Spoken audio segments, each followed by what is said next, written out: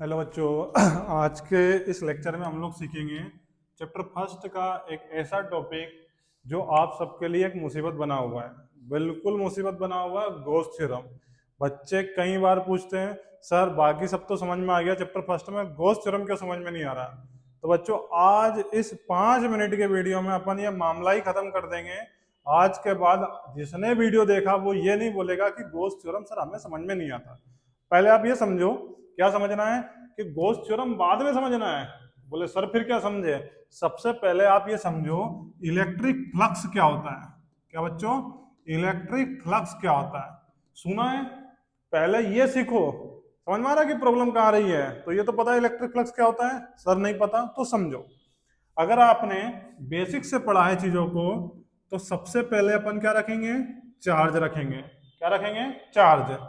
Charge रखेंगे तो क्या बनेगी, सर चार्ज रखते हैं तो क्या बनती है, इलेक्ट्रिक फील्ड बनती है। क्या बनती है, इलेक्ट्रिक फील्ड।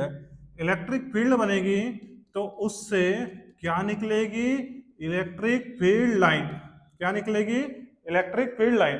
क्या रखा, चार्ज रखा, आसपास क्या बनेगी, इलेक्ट्रिक फील्ड। जिस तरीके से मैग्नेट रखेंगे तो क्या बनेगी, मैग्नेटिक फील्ड। अब अगर ये मैग्नेट है और ये लोहे का कोई ऑब्जेक्ट उसके पास ले जाएंगे तो दूर से ही वो हाथ कर मार के चिपका लेगा। क्यों चिपका लेगा, क्योंकि उस मैग्नेट से क्या निकलती है, मैग्नेटिक फील्ड लाइन। उसी तरीके से चार्ज से क्या निकलेगी, इलेक्ट्रिक फील्ड लाइन। अब ये तो इमेजनरी होती है, कैसी होती है, इमेजनरी। इमेजनरी समझ में आता है, इमेजनरी का मतलब जो हमें दिखाई नहीं दे। इमेजनरी का मतलब जो हमें दिखाई नहीं दे। अब हम आपसे पूछें कि आप ये बताओ, जैसे आपने ये चार्ज रखा और यहां से इलेक्ट्रिक फील्ड लाइन निकली, तो आप ये बताओ जो कि आपको दिखाई नहीं दे रही है, फिर आप ये बताओ ये कितनी है। तो क्या सर दिखाई तो दे ही नहीं रही, तो हम कैसे बताएं कितनी है। बस उन्हीं को गिनना है। किनको गिनना है, इलेक्ट्रिक फील्ड लाइन जो इमेजनरी होती है उनका नंबर पता करना है। फोन नंबर नहीं रे, नंबर की कितनी इलेक्ट्रिक फील्ड लाइन निकली है, नंबर या संख्या, और उसी को हम क्या बोलते हैं, इलेक्ट्रिक फ्लक्स। क्लियर है, किसको बोलेंगे, किसको बोलेंगे इलेक्ट्रिक फ्लक्स। तो डेफिनेशन कैसे बनेगी, डेफिनेशन बच्चों कैसे बनेगी, तो क्या बोलेंगे, number of electric field line. Electric field line जो कि पास होगी नॉर्मली या परपेंडिकुलर, और उसका फॉर्मूला याद रखना पड़ेगा, फाई बराबर क्या हो जाएगा, ई डी एस कोस थीटा। ये फॉर्मूला आपको याद रखना पड़ेगा। एक बात ध्यान समझना, चार्ज रखेंगे तो क्या बनेगी, इलेक्ट्रिक फील्ड बनेगी। उससे क्या निकलेगी, इलेक्ट्रिक फील्ड लाइन निकलेगी, और जो कि आपको दिखाई नहीं देगी उसको आपको गिनना है। और वो कितनी है, सर दिखाई तो दे ही नहीं रही है, हाँ तभी तो गिनना है। और गिनने पर कितना नंबर आ रहा, उस नंबर को, सर किसके नंबर, इलेक्ट्रिक फील्ड लाइन के नंबर को ही हम क्या बोलेंगे, इलेक्ट्रिक फ्लक्स। और बच्चों इसका फॉर्मूला होगा E D S cos theta. E माने intensity of electric field, DS माने जिस सरफेस से ये निकल रही है, और थीटा माने एंगल बन रहा है इलेक्ट्रिक फील्ड और उसका जो नॉर्मल जाएगा उसके बीच बनने वाला एंगल। क्लियर है। अब बात करते हैं, अगर आपको इलेक्ट्रिक फ्लक्स समझ में आया है तो ही गॉस थ्योरम समझ में आएगी। तो एक बार क्लियर कर लो, इलेक्ट्रिक फ्लक्स समझ में आ रहा नहीं आ रहा। क्या रखा, चार्ज, क्या बनी, इलेक्ट्रिक फील्ड, क्या निकल रही है, इलेक्ट्रिक फील्ड लाइन जो कि हमें दिखाई नहीं देती। कैसी होती है, इमेजिनरी। उसको हमें गिनना है, तो उसको गिनने को माने उसकी संख्या को, किसकी संख्या को, इलेक्ट्रिक फील्ड लाइन की संख्या को अपन क्या बोलेंगे, इलेक्ट्रिक फ्लक्स। क्लियर है, रिप्रेजेंट फाई से करेंगे, फॉर्मूला याद रखना है A D S cos theta. Clear है। अब बात करते हैं कि सर इसका क्या कनेक्शन है। देखो जो बोस भैया है उनने क्या बोला, आपसे जब बोला कि अच्छा आप इलेक्ट्रिक फ्लक्स बताओ, तो क्या सर इलेक्ट्रिक फील्ड लाइन, अच्छा गिन के बताओ। तो क्या सर कैसे गिन पाएंगे, वो दिखाई तो दे ही नहीं रही है। तो फिर दिखाई नहीं दे रही तो हम कैसे गिने। तो हमें जो घोष भैया है उनने एक आसान सा रास्ता बता दिया। तो क्या सर कैसा रास्ता बता दिया, तो क्या उनने बोला कि जो फाई, फाई माने क्या, क्या बोलते हैं बच्चों, इलेक्ट्रिक फ्लक्स। इधर कहाँ लिखा, इधर लिखा ना, हाँ फाई माने क्या, इलेक्ट्रिक फ्लक्स। तो जो इलेक्ट्रिक फ्लक्स है ये पे पढ़ा है ना आपको, चार्ज रखेंगे इलेक्ट्रिक फील्ड लाइन निकलेगी, इलेक्ट्रिक फील्ड बनेगी, इलेक्ट्रिक फील्ड लाइन निकलेगी, इमेजिनरी होगी, और उसकी संख्या को क्या बोलते हैं, इलेक्ट्रिक फ्लक्स।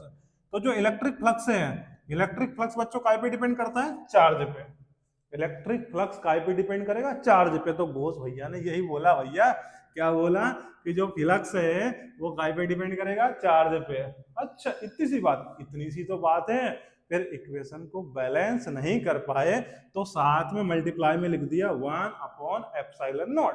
एक कांस्टेंट वैल्यू है एप्सिलॉन नॉट, पता है ना, permittivity of free space. Sir ये क्या होती है, अब इसके लिए फिर रुकना पड़ेगा। ठीक है, अभी एकदम से सारी चीजें एक्सप्लेन नहीं कर सकते, इसी में एक्सप्लेन कर देंगे तो फिर 5 मिनट से ऊपर चला जाएगा। ठीक है, और आपको 5 मिनट में ही समझना है। ठीक है, तो क्या ध्यान रखना है कि जो फ्लक्स है वो काय पे डिपेंड करेगा, चार्ज पे डिपेंड करेगा। क्यों?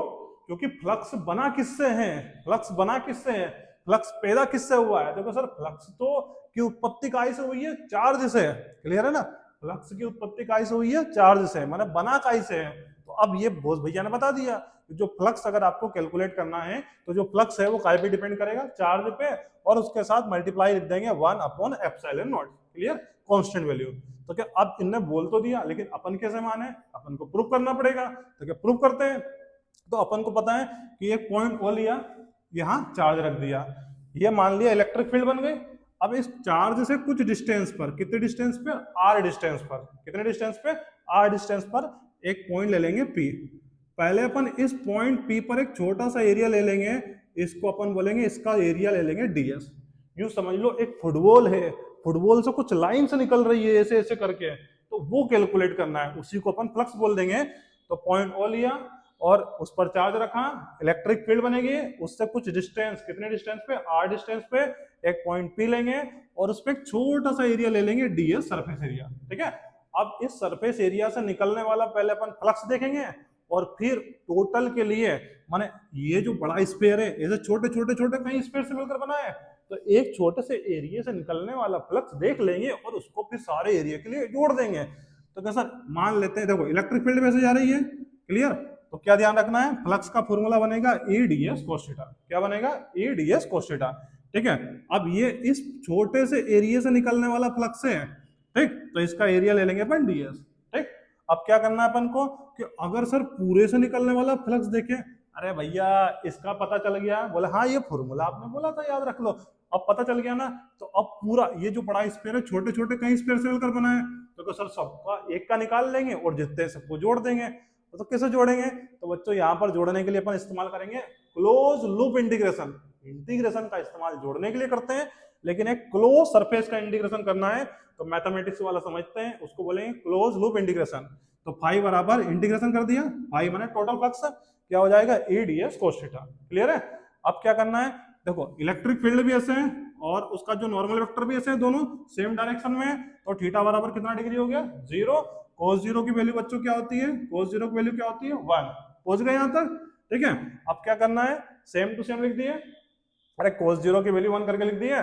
अब क्या होता है, इंटीग्रेशन जो होता है उसमें कांस्टेंट का इंटीग्रेशन नहीं होता है, कांस्टेंट का इंटीग्रेशन नहीं होता है, तो ई को अपन बाहर लिख दिए और अंदर बचा डीएस। डीएस क्या है सर, ये छोटा सा सरफेस एरिया है ना, अरे उसके आगे क्या लिखा हुआ, इंटीग्रेशन माने टोटल सरफेस एरिया। डीएस का इंटीग्रेशन माने टोटल सरफेस एरिया।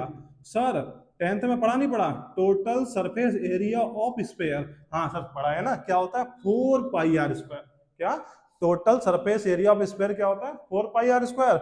ये वैल्यू अपन पुट करेंगे, यहाँ पे कर दिए पुट, तो यहां तक पहुंच गए।